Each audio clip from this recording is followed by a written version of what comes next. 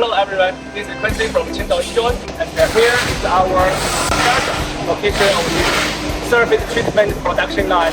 And this production line is imported from Europe company, and the technical is also from Europe.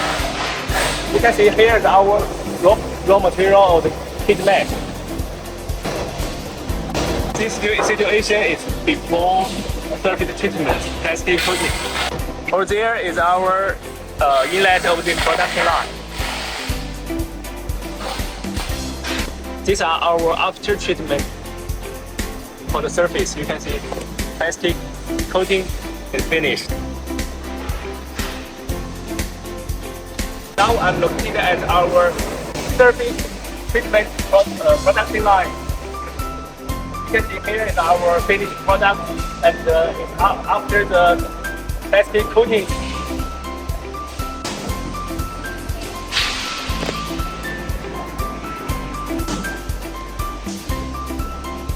This is the part of the front head of the chicken cage, and when this part, after this treatment, it will be durable, anti-rust, and increase the user life.